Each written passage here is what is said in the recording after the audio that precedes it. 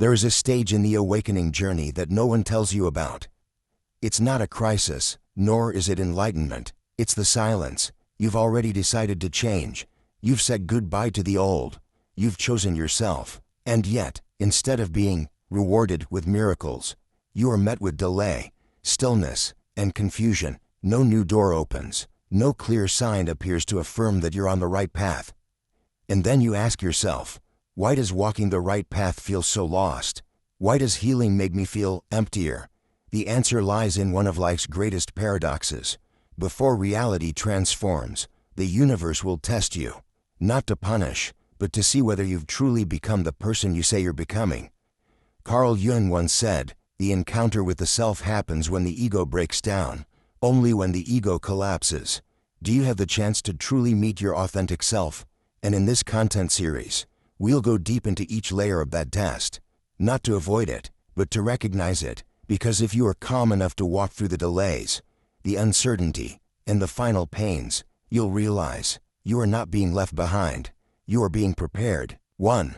Before everything changes, life becomes silent, stagnant, and meaningless. Have you ever found yourself in that state? Everything seems to come to a standstill. All your efforts yield no result. You pray, you act, you hope, and life remains silent. No response, no signs of progress, as if life has abandoned you, and time has frozen, and you begin to question yourself. Am I doing something wrong? Is the universe punishing me for some unknown mistake? But what if I told you that's not the case? What if I told you that very silence, that delay, that emptiness and sense of meaninglessness, is it actually the first phase of deep transformation? In the Kabbalion, a classical work on esoteric principles, there's a profound awe, the principle of rhythm. It states, everything flows in and out, rises and falls. The swing of the pendulum to the left is the measure of the swing to the right. In other words, what feels like stagnation is not a sign of failure. It's the essential low point before you rise. It is the deep breath of the universe, pulling back to gain momentum. But because we live in a world obsessed with results, any pause is seen as wasted time. We are not taught how to be still in waiting, only how to accelerate and achieve. So when true transformation begins, by pulling energy away from everything, by making you feel like nothing is happening, you misunderstand. You think, I've been abandoned, when in truth, you are being recalibrated. Carl Jung once said, the encounter with the self happens when the ego breaks down. And here's the paradox. The ego only breaks down in moments like this, when you can't control anything, when your plans no longer work, when there's no one to hold on to, no title to define you. Then something deeper begins to surface. Not loudly, not gloriously, just a soft, subtle tremor inside you that whispers, I am becoming someone else. And in that silence, your inner strength is being forged. Don't mistake silence for rejection. Don't confuse delay with failure. Because the truth is, before everything truly changes, life always becomes very, very quiet, not because you're unworthy of receiving, but because you are being trained to remain grounded in the stillness, where most people would lose their way, give up, or forget themselves. If you are in that stage right now, know this, you are not alone, you are not falling behind. You are standing at the calm center before the great wave, and the only thing you need to do right now is not forcing reality to change, but to learn how to breathe steadily in the dark. Because in the end, life is not betraying you. It's testing whether you're truly ready for what you prayed for. 2. When the ego dissolves, only then do we touch the true self. You may have heard the phrase, letting go of the ego, before. But have you ever actually experienced the moment when the ego collapses? It's not when you hold back during an argument. It's not when you swallow your pride to keep the peace. It's when you truly break down from the inside, lose control, no longer knowing who you are, what you want, or why you're here. It's the moment when there are no more roles, no more titles, no more polished reasons to exist. Just one raw, naked question. Who am I when everything I clung to has vanished? Carl Jung called this the breaking point of the ego, so that the self could finally emerge. The ego is the structure you built to survive in the world. It's the persona you've crafted to be accepted, loved, and to stay alive in society. But the ego only knows how to keep you safe, not how to make you authentic. It keeps you stuck in patterns of defense. People pleasing, control, toughness, avoidance, or emotional escape. So when you begin the process of real transformation, the ego will react violently. It fears losing control. It will flood you with self-doubt, pull you back to old habits, even turn your anger against yourself. But the moment you are brave enough to stop listening to it, something strange begins to stir inside you. Not loudly, not forcefully, it just shows up. The self is not an upgraded ego. It is the deepest, purest layer of who you are. It holds integrity, wisdom, compassion, intuition, and a connection to something sacred in the universe. And it can only be accessed when the ego is finally forced to dissolve. But this isn't a comfortable journey. Along the way, you will feel lost. Old frameworks collapse. Familiar strategies fail. You no longer know how to be a person the way you once did. And in that empty space, something primal begins to grow. Jung once said, "The privilege of a lifetime is to become who you truly are." And to earn that privilege, you must endure a kind of death, the death of old images, old illusions, old identities that were never truly yours. It is painful, it is disorienting, but it is pain with a purpose, to birth you anew. The journey to the true self is not about becoming someone else.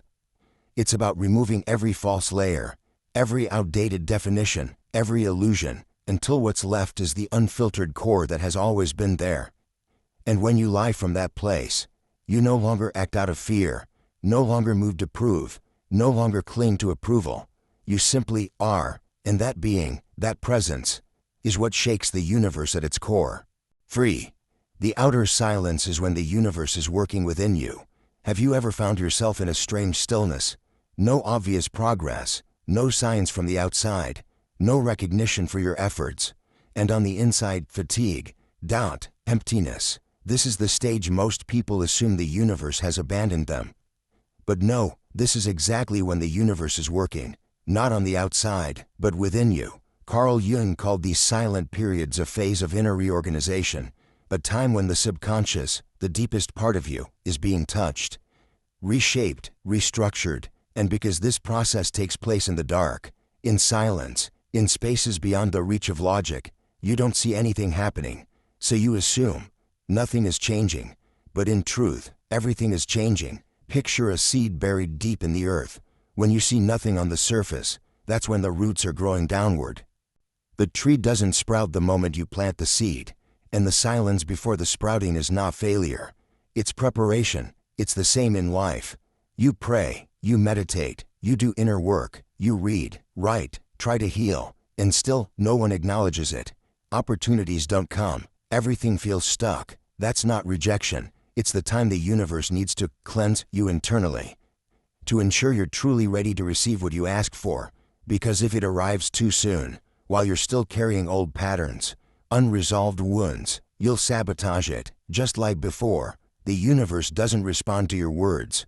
It responds to your frequency, especially the frequency you maintain when no one is watching.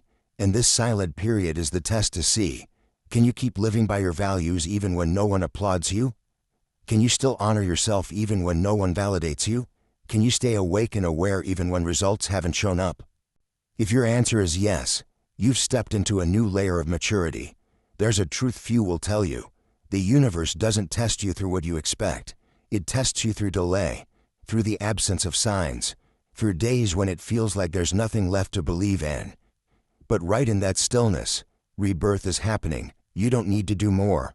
You need to trust deeper and live as if what you asked for is already yours, even if it hasn't arrived yet. Don't mistake silence for failure. It is a sacred pause, where the universe is rewriting the core code inside you, where you're being reprogrammed not to repeat the past, where you're pulled back, only to leap forward without old baggage. Don't walk away while the earth is preparing to shake. Don't give up when what you asked for is already being sown within you. 4. The deepest pain appears when you think you've already healed. There's a cruel irony in the healing process. The greatest pain doesn't come when you break. It comes when you think you've made it through. You've done it all, journaling, meditating, forgiving, letting go. You've had days full of energy, moments of real peace. And then, suddenly, a small thing makes you cry. A careless word breaks you open. A seemingly normal day unnerves all the wounds you thought had closed. And you panic. You scold yourself. Have I made no progress at all? You despair. I thought I was past this. Why does it still hurt this much? But the truth is, the pain didn't return to punish you. It returned to test the depth of your healing. Like a newly built house, the foundation must be tested for true stability. Like a scar that seems healed, it needs to be touched to see if it's still sensitive. Carl Jung once said, "What you resist persists. What you accept transforms." You can't force real pain to vanish with a few steps of discipline. Because true pain isn't governed by your will. It lives in your body, in your subconscious, in the emotional memory that logic doesn't control. And like ancient sediment, it only rises when you're finally safe enough to face it. So when old pain resurfaces, don't panic. See it as a final exam. It didn't come to tell you you failed. It came to ask, will you reject yourself like before? Will you punish yourself for feeling what you didn't want to feel? Or have you grown enough to embrace even the most painful parts of you? If you sit with it, breathe deeply, and listen to the pain, rather than run from it, you'll witness something miraculous. It starts to dissolve. Because true maturity isn't about never hurting. It's about knowing how to stay with the pain without collapsing. Not running, not pretending you're okay, just being there, as a witness to your own truth. This is the stage where the universe wants to know, are you finally ready to live as an emotionally mature human being? Can you hold inner peace even when old emotions flood back in? If your answer is yes, then this is the sign. Real transformation has begun. 5. The real test is not in what you do, but in how you respond when no one is watching. Most people think that to change their lives, they must take big actions. Start a new project, end a relationship, move somewhere else. But the truth is, the deepest challenge is not in what you do. It's in how you respond when no one is there to see it. Not when you deliver a great speech in front of a crowd, but when you're alone in your room, facing disappointment, worry, and the same haunting questions. Am I really on the right path? Why hasn't anything changed yet? Why is everything still so silent? Carl Jung once said, "You are what you do, not what you say you'll do." But there's an even deeper truth. You are how you react when the world gives you no signs. When no one affirms your effort, when no clear result shows up, when no one says, "Thank you," can you still hold on to your inner peace? Or do you fall back into old loops? Self-doubt, trying to prove yourself, chasing external validation. This is where the real test begins. The universe doesn't ask what big things you've done. It asks, when no one praises you, can you still be kind to yourself? When no one sees your effort, will you still keep going? When no one affirms you're doing the right thing, do you trust your inner compass enough? You can say you've let go of expectations, but only when the waiting drags on. With no result, no reward, does your true response reveal itself. You can say you no longer care about others' opinions, but only when you're misunderstood, unheard, and unrecognized does your real ego surface. This challenge is not loud. It's subtle. It's not the stuff of drama films. It happens in the most ordinary moments. When you wait for an email that never comes. When you wake up and everything still feels the same. When you repeat small, unnoticed tasks in silence. And it's in these very moments that you are being trained. Not to do, but to become. You no longer act to be applauded. You act because it's what feels right for you. You no longer crave instant results. You begin to trust the process. You no longer need to prove anything, because you know where you stand and what truly matters. And this is when the universe starts to respond to you differently. Not through rewards, but through a deep, quiet inner knowing. I am living in alignment, even when no one sees. And that is the foundation of the new reality that's drawing near. 6. The universe doesn't reward you with miracles. It reflects who you've become. We often think that if we try hard enough, endure long enough, let go deeply enough, we'll be rewarded with miracles. A life-changing opportunity, a long-awaited response, a turning point that shifts everything. But the universe doesn't operate like a generous God handing out gifts. The universe doesn't reward you because you deserve it. It reflects you back to yourself. Carl Jung once said, "Until you make the unconscious conscious, it will direct your life and you will call it fate." That quote is not just a warning, it's a map. Everything you're experiencing, every fate you go through, is a mirror of what's still running in your deeper layers. You may ask for a change, but if, in your subconscious, you still hold the belief, "I'm not worthy," then the universe, like a mirror, will keep sending you experiences that reinforce that belief. You may say you want a healthy relationship, but if inside you're still full of fear, scarcity, and a longing to be saved, the universe will send someone who doesn't love you, not to punish you, but to reflect your own lack of self-love. The universe doesn't respond to what you say, it responds to the energy you emit, and that energy isn't found in grand declarations. It lies in the quiet choices you make every single day. You say, "I am whole," but keep accepting things beneath your worth. You say, "I've changed," but you react the same way every time you're hurt. You say, "I've forgiven," but still let the pain define who you are. This is the challenge of deep transformation. There is no one left to blame. There are no enemies outside. Only you, as both the creator and the breaker of your old patterns. You start to see that the universe isn't testing your patience. It's using recurring situations to help you see where you're still unclear. Which emotions have you been hiding? What boundaries do you still fear crossing? And when you begin to act as the version of yourself you want to become, even if nothing outside has changed yet, the universe starts to reflect that shift, not with fireworks, but with small, divine synchronicities, a phone call at the perfect moment, a subtle but unmistakable sense of inner peace, a casual phrase that speaks to exactly what you've been thinking. That's not a miracle from the heavens. That's the universe responding to the energy of who you've become. So the question is no longer, when will what I want arrive, but rather, have I become the person who can hold it when it does? And when the answer is yes, you'll stop begging life to give it to you, because you'll start attracting it effortlessly. 7. Waiting is not an empty space, it's where you are being refined. Waiting is a paradoxical state.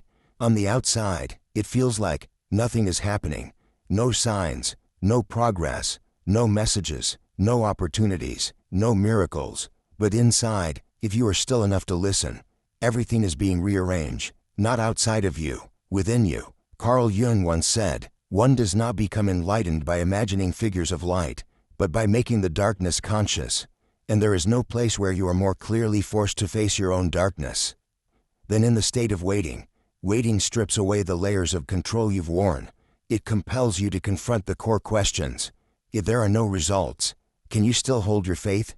If no one is watching, can you still live by your values? If nothing is happening out there, are you enough within? That's why the universe stays silent, not because it has forgotten you, but because it is shaping you into the person that you desire is looking for. Waiting, in the soul's deeper dimension, is not a meaningless void. It is a quiet forge. In it, the old ego melts, the clinging desires get pruned, reflexive habits are challenged. You will feel tested, wanting to give up, wanting to return to old patterns, wanting to jump into anything, just to escape the waiting. But if you stay grounded, if you don't give up when no one is cheering, you are forging the most precious thing, internal alignment. Waiting does not teach you how to get what you want. It teaches you how to become someone who no longer needs to chase it. Because when you're solid enough, clear enough, full enough, reality begins to shift to match the new frequency you emit. Not because you prayed the best, but because you've lived as if you're already the one worthy of it. Even when it hasn't come, that's the quiet turning point only the universe sees. When you no longer need it, it arrives. When you stop searching, it appears. Not because you've let go, but because you've become the kind of person who can hold it without losing yourself. So if you're in the middle of a long, silent stretch, know this: you're not being left behind, you're being refined, and each day you choose to live in alignment with your truth. Even when no one sees, no one applauds, it is a day you move closer to the reality you truly deserve. 8. When you stop running, your vibration begins to shift. Here's a paradox few people talk about. You don't change your life by running faster. You change it by stopping. Not stopping to give up, but to stop running from yourself. You've run so much, haven't you? Run from old pain. Run from memories that still tighten your chest at night. Run from the feeling of not being enough, not being loved, not being worthy. You worked more, tried harder, stayed busier, not to live but to forget. And then one day you look up in the middle of that grind and ask, why'd I still feel so empty? Carl Jung once said, "Your vision will become clear only when you look into your heart." Who looks outside, dreams. Who looks inside, awakens. Awakening does not come when you reach your goal. It comes when you stop running from your real starting point, yourself. Here's what you need to understand more than anything else. Your vibration is the only thing that shifts your reality. Not your prayers, not your perfect plans, not your goal list pinned to your wall. It's your inner frequency, what you emit moment to moment, whether you're aware of it or not. And that frequency only changes when you stop forcing. Stop pretending to be strong. Stop trying to look okay. Stop faking that you're not hurting. Only when you stop, sit down with yourself, really sit, with the unacknowledged anger, the unresolved disappointments, the loneliness you've never dared to hold, do you reach the true center of your energy? And when you stop running, something strange happens. People who once made you anxious begin to drift away. Opportunities that you suddenly avoided appear. Old questions stop haunting you because you no longer need their answers. This isn't magic, it's the natural result of vibrational change. You no longer attract the same old scripts. You stop repeating the same old cycles. And you stop acting like the person you once were. The universe, like an intricate machine, reads all of it. It doesn't respond to what you want. It syncs with what you are. And when you become a version that is still enough, deep enough, true enough, life starts to change to follow you, not the other way around. So if you're tired, don't run another lap. Stop and listen to yourself, because that is the moment your entire vibration begins to be rewritten. From the inside. 9. You are going through the final test, staying true when no one's watching. There is a test the universe never warns you about. It doesn't come with a special sign. No cheerleading, no witness, just silence, an ordinary day that passes like any other. And you, alone, stand before an invisible choice, to keep living aligned with your awakened self, or quietly return to the comfort zone you left behind. The final test isn't some big event. It comes in a form so mundane it feels dull. No dramatic challenge, no final boss to defeat. Just a quiet Monday morning, with no messages from anyone. A meeting where you speak your truth, but no one hears. A lonely weekend evening, where you feel lost in the middle of a crowd. And in that moment, you realize, you're no longer receiving validation from the outside. No nods of approval to tell you you're on the right track. No applause, no affirming glances. Only you in the silence. Carl Jung once said, "Your vision will become clear only when you look into your heart." And the heart doesn't need an audience. It needs honesty. You know what? There's a reason this final test is so quiet. Because it's no longer a test for the outside world. It's a test for you, to see whether you've truly become your new self. When no one is watching, will you still live by what you've learned? When no one is recognizing your efforts, will you still be kind, still stand firm, still live in alignment with your truest vibration? This is the stage where the universe no longer tests you through pain, but through absence, not through trials, but through delay, not through crisis, but through repetition so monotonous it numbs you. It's precisely in these days when nothing seems to happen, that you are being asked the most important question: will you still choose to live as the person you want to become? Even if no one is looking, and if you can hold steady. Integrity in your thoughts, kindness without return, consistency without reward, then congratulations. You have passed one of life's most subtle and sacred tests. Because, as Carl Jung once said, the privilege of a lifetime is to become who you truly are. And to truly live that, you must be unwavering, even when no one is watching. 10. Results don't arrive as miracles, they reflect who you've become. Most people still believe that results come from luck, from a twist of fate, from something outside themselves, a surprise opportunity, a helping hand, a door that suddenly opens. But those who have experienced true inner transformation will tell you, results are not miracles, results are reflections. The universe doesn't reward you for being good, nor does it punish you for past mistakes. It simply synchronizes with the vibration you are truly living. If you're still vibrating lack, it brings you more lack. If you live in fear of abandonment, it sends situations that mirror that fear, not because it resents you, but because it mirrors exactly what you're emanating. You cannot attract a new reality while carrying the shadows of your old self. You cannot dream of a loving relationship. If you haven't yet learned to love yourself, you cannot call in a job of purpose. If you're still denying your own worth, the universe doesn't hear your dreams. It responds to the energy you actually sustain. Carl Jung once wrote, "You do not become enlightened by imagining figures of light, but by making the darkness conscious." In that process of bringing the unconscious to light is the real key to shifting your reality. There is no reward for pretending. No reality changes just because you say you're ready. It only changes when you live as if you're ready. Even when nothing's happening, you treat yourself as someone of value. You say no to what once broke you. You refuse to compromise with what once wounded you, even if it means walking alone. And those silent, private choices, made in the dark, unseen, uncelebrated, these are the choices that change your frequency. And then, one day, without fanfare, the result arrives, not like fireworks, not like crashing waves, but like something that was always meant to be. You start meeting people who resonate. You feel peace within yourself. You no longer had to prove anything. And still, you are respected. You no longer need control. Yet things fall into place. There is no miracle that falls from the sky. There is only the inner reshaping of your being, and the result is its natural consequence. That's when life stops being a series of unfair events and begins to function as a mirror, reflecting you back to yourself. If you've made it this far, it means you are walking a path that very few dare to take. The journey back to your true self, without applause, without proof, without immediate rewards. You've been reminded that the silence is not a sign you've taken the wrong path. It's the moment when the universe is working within you.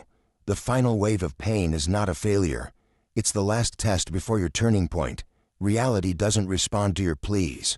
It reflects the frequency you are currently living. The truth is, there is no miracle that arrives afterward. There is only you. Once you've become consistent enough, mature enough, and awake enough, stepping into a reality that matches you. Carl Jung once said, "You are what you do, not what you say you'll do." And the universe only believes what you live, not what you hope for. So if you don't yet see the thing you're longing for, don't rush to doubt yourself. Simply ask, have I truly been living as someone who is worthy of it? Because once you begin living, as if the miracle has already happened, it cannot help but arrive.